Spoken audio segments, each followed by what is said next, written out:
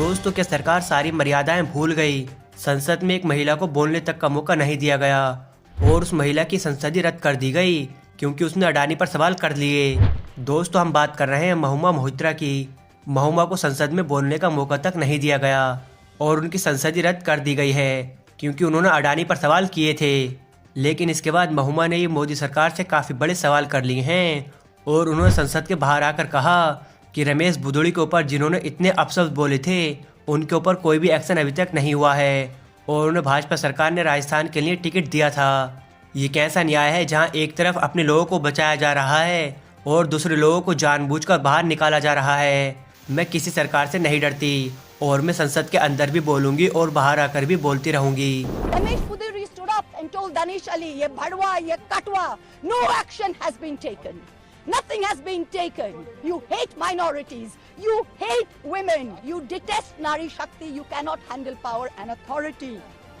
I'm 49 years old. I will fight you for the next 30 years inside parliament, outside parliament, in the gutter, on the streets.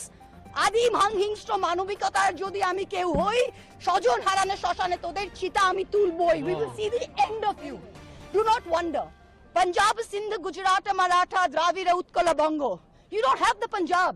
Sindh is not ours. Dravid is not yours. Utkal is not yours. Bongo is not yours. Where do you think you're going to rule us? Where do you think you get this brute majority from?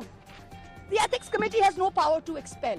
You have assumed the powers of a quasi-judicial authority and imposed a penalty on me that you have no power to do. You have disregarded due process, proportionality and abused every tenet. This is the beginning of your end. जब नाश मनुष्य पर छाता है तो पहले विवेक मर जाता है। We're going to come back and we're going to see the end of you. So thank you very much. दोस्तों महुआ की संसदीय जाने के बाद विपक्षी दलों के नेताओं ने पार्लियामेंट से वॉकआउट कर दिया था और महुआ के साथ सोनिया गांधी, फारूक अब्दुल्ला और भी कई विपक्षी नेता बाहर आ गए थे और सबका एक ही सवाल था कि रमेश बुदोड़ी के ऊपर एक्शन क्यों नहीं। महुआ ने तो कुछ किया भी नहीं है। आपको बताएं तो महुआ के ऊपर आरोप लगाया गया था कि महुआ पैसे लेकर पार्लियामेंट में सवाल करती हैं। हालांकि महुआ के खिलाफ कोई भी सबूत नहीं मिला है और उनका कहना है कि बिना सबूत के कोई भी चोर नहीं होता। लेकिन मैं अडानी पर बात करना नहीं छोड़ूंगी। देश का पैसा जा कहाँ रहा है। देश में बिजली और भी कई अन्य चीज़ें महंगी होती जा रही हैं और अडानी फ्री में मज़े ले रहे हैं और गरीब लोगों को काफ़ी ज़्यादा परेशानी उठानी पड़ रही है। दोस्तों महुआ की संसदीय जाने के बाद कई बड़े बड़े नेताओं ने कहा कि महुआ ने सही सवाल तो किया था और इस वजह से उनकी संसदीय जाने का कोई कारण नहीं बनता है। ऐसा लगता है कि बीजेपी सरकार तानाशाही कर रही है और इससे पता चलता है कि हमारे देश के लोकतंत्र को किस तरह से खराब किया जा रहा है।